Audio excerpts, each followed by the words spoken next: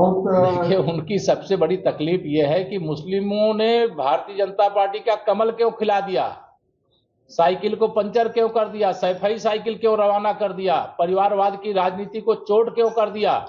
उनकी सबसे बड़ी पीड़ा सपाइयों की यही है।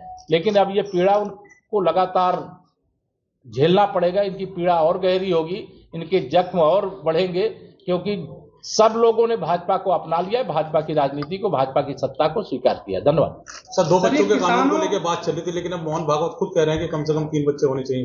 देखिए, राष्ट्रीय स्वयंसेवक संघ के परम पूज्य सरसंघ चालक जी हैं और उनका जो बयान है उस पर मेरी ओर से कोई टिप्पणी की आवश्यकता नहीं है। अभी न 2 बच्चों वाला कानून बना है, अभी पूज्य सरसंघ चालक जी ने जो आह्वान किया है उस पे समाज और देश जरूर विचार करेगा और उसके हिसाब से जो लोग उसका पालन करना हो करेंगे।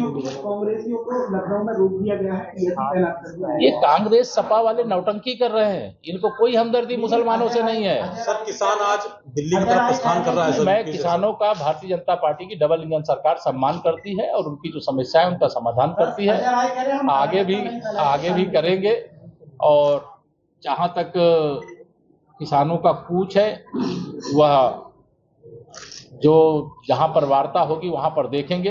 लेकिन मैं इतना जरूर कहूंगा कि अभी पिछले दिनों हरियाणा की तरफ से कूच होता था और वह किसान आंदोलन की आड़ में या किसान आंदोलन के पीछे कांग्रेस छिपी हुई थी और जब चुनाव परिणाम आया, जो उस आंदोलन को लीड करते थे वह स्वयं चुनाव हार गए थे।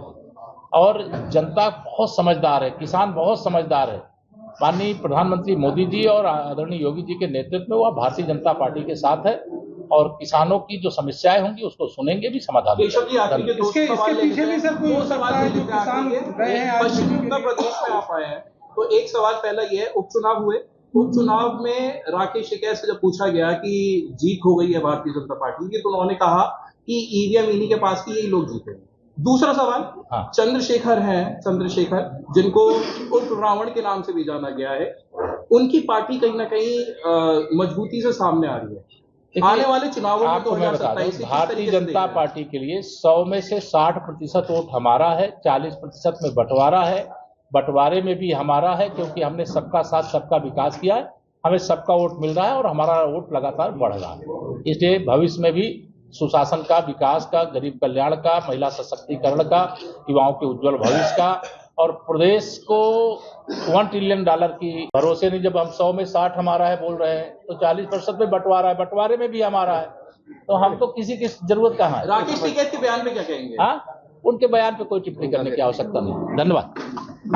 किसानों को सम्मान देते हुए उनका हर प्रकार से उनकी समस्याओं का समाधान है। भारतीय जनता पार्टी, मुझे पूरा विश्वास है, जिस प्रकार से हमने यूपी का उपचुनाव जीता, जिस प्रकार से हरियाणा में भारतीय जनता पार्टी ने तीसरी बार सरकार बनाया, जिस प्रकार से महाराष्ट्र में भारतीय जनता पार्टी महायुति गठबंधन ने ऐतिहासिक जीत हासिल की, उसी प्रकार से 2027 में तीसरी बार उत्तर प्रदेश में प्रचंड बहुमत की भारतीय जनता पार्टी की सरकार बनेगी। यह मैं पूरे विश्वास के साथ कह सकता हूँ। समाजवादी पार्टी समाप्तवादी पार्टी बनेगी। फर्जी पीडीए जो परिवार डेवलपमेंट एजेंसी ये चलाते हैं, जो गुमराह करके लोकसभा में कुछ अतिरिक्त सीटें इन लोगों ने जीत ली थी, अब इनकी पोल खुल चुकी है, गुब्बारे की हवा निकल चुकी है।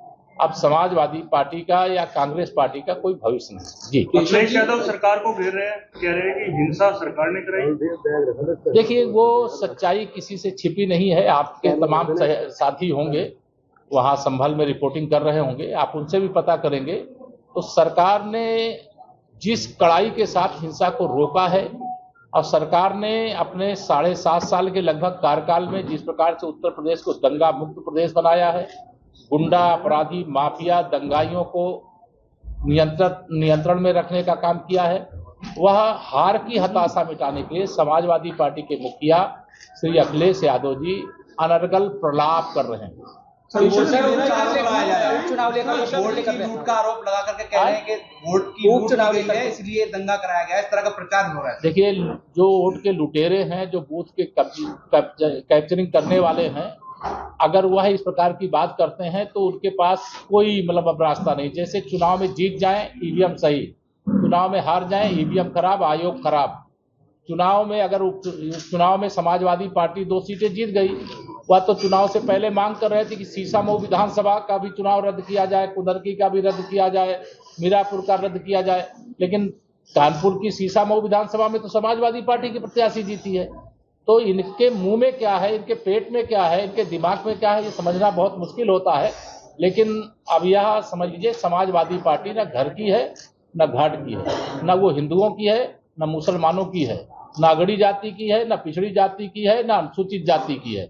और ये समाजवादी पार्टी गुंडों, अपराधियों, माफियाओं, दंगाइयों की पार्टी है और उस पार्टी का यूपी में कोई स्थान नहीं, कोई संभल में 2 बार कमिश्नर सर्वे हो गया, अभी जो रिपोर्ट है फाइल नहीं हुई है कोर्ट में, ये माना जा रहा है कि अभी अधूरा है। हम मानिए अगली बार फिर वहाँ कमिश्नर सर्वे, देखिए ये मेरा विषय नहीं है ना सरकार का विषय, ये माननीय न्यायालय के आदेश से हो रहा है। और माननीय न्यायालय के आदेश से जो कमीशन सर्वे के लिए गया है, उस रिपोर्ट को न्यायालय के सामने प्रस्तुत करना है। न्यायालय के सामने प्रस्तुत होने के बाद जो वाद चलेगा, उस वाद में हमें लगता है सत्यमेव जयते। समाजवादी पार्टी का डेलीगेशन जैद साहब और राणा जी, हमारे वरिष्ठ विधायक आदरणीय अमित अग्रवाल जी, हमारे जो यहाँ के महापौर प्रथम नागरिक हमारे वालिया जी, हरिकांत वालिया जी, हमारे विधान परिषद के सदस्य साथी भारद्वाज जी और सभी कार्यकर्ताओं और पत्रकार मित्रों, क्योंकि आज मेरा मेरठ कार्यक्रम था तो मैं देखा करता हूं कि आप सब बहुत जोर लगा देते हो कि यहाँ मिलना वहाँ मिलना, तो आप लोगों से बात करते हुए तब मैं आगे यात्रा शुरू करूँगा। सबसे पहले तो विधानसभा के अभी जो उत्तर प्रदेश के अंदर उपचुनाव हुए, उसमें भारतीय जनता पार्टी की जो ऐतिहासिक विजय हुई और समाजवादी पार्टी की जो साइकिल पंचर हुई, उसके बाद सपाई बहुत बौखला गए। मुरादाबाद की जो कुंदरकी विधानसभा है, वहां पर बहुत बड़ी संख्या में मुस्लिमों ने भी भारतीय जनता पार्टी प्रत्याशी हमारे रामवीर सिंह जी को वोट दिया। और जो करहल विधानसभा, जहां श्री अखिलेश यादव जी विधायक हुआ करते थे, वहां पर भी भाजपा के जो प्रत्याशी अंजेश यादव जी थे, उनको बहुत बड़ी संख्या में यदुवंशियों ने भी वोट दिया। तो उन्हें अपना वोट बैंक खिसकता नजर आया। तो संभल में माननीय न्यायालय के आदेश से जो कमीशन की कार्रवाई हो रही थी, सर्वे की कार्रवाई हो रही थी, उसकी आड़ में समाजवादी पार्टी के सांसद और समाजवादी पार्टी के विधायक, इनके समर्थकों ने विवाद खड़ा किया, बवाल खड़ा किया और उस विवाद और बवाल में कई लोग मारे भी गए। एक तरफ सपा के ही सांसद और सपा के ही विधायक के समर्थक आपस में लड़ते हैं और उसमें कई लोग मरते हैं। फिर समाजवादी पार्टी ड्रामा करती है प्रतिनिधि मंडल भेजने का और 5-5 लाख रुपए मुआवजे की भी बात करती है। तो मैं श्री अखिलेश यादव जी और समाजवादी पार्टी के लोगों से कहना चाहता हूं, तुम्हें देना है तो 5 लाख क्यों, 5-5 करोड़ दे दो।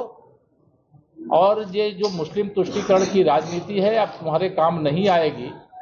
बहुत बरगला लिया है लोगों को, बहुत भाजपा के नाम का भय दिखा करके बहुत वोट ले लिया, सत्ता तक हासिल कर लिया।